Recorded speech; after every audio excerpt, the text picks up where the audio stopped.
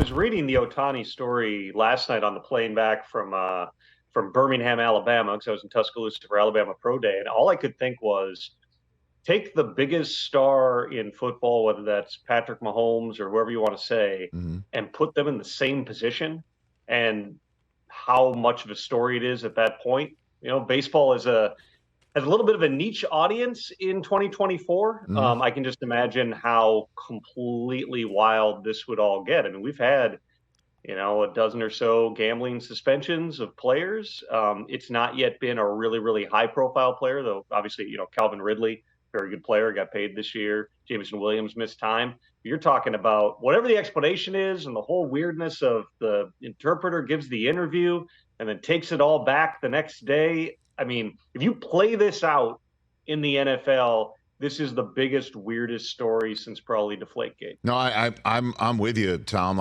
This is, and I imagine the nightmare fuel for every commissioner of a major sport is that one of their people reaches out, taps them on the shoulder, calls them up, texts them, and says the biggest star in the sport is involved in some way, shape, or form with wiring $1 million to a bookie, and that is 100% the nightmare fuel for Rob Manfred right now in Major League Baseball. And even if you take the interpreter's original statement at face value, okay, let's say it was, hey, I got in too deep. Can you cover my gambling debts? And Ohtani's, wiring the money. Even then, you've got all these layers of, again, baseball is different because it's a one-on-one game, and there's not injury information the same way that there is in football. But just imagine that.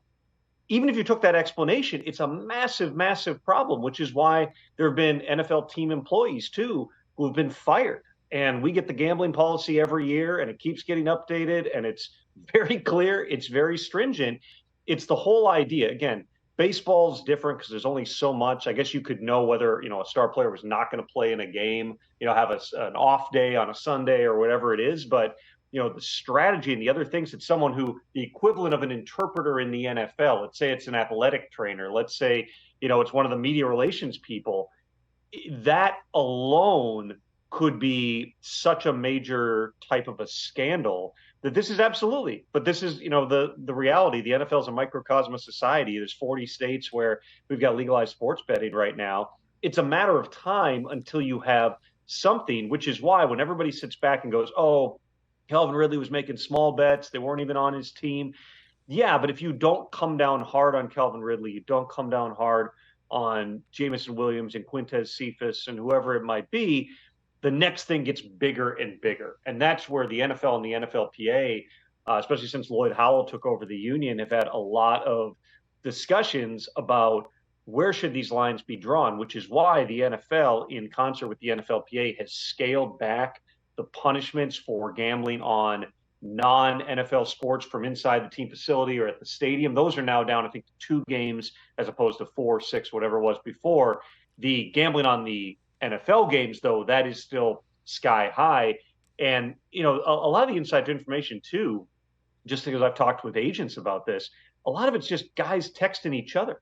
It's players texting guys on other teams that they know. And you might not be thinking this is gambling information, I'm giving inside info, but if you're like, man, I'm not playing this week, that can be used. And so these are all different things that the NFL continues to stay on top of. Again, I get where people are like, oh, the NFL makes millions and millions of dollars off gambling. Why can't players gamble? This is literally why. Because even someone in the orbit of a star player having money wired by a player to a bookie, it's got so many ramifications, and the NFL just can't allow itself to get too far down that road. Catch the Rich Eisen Show every single day on the Roku channel, 12 to 3 Eastern, for free.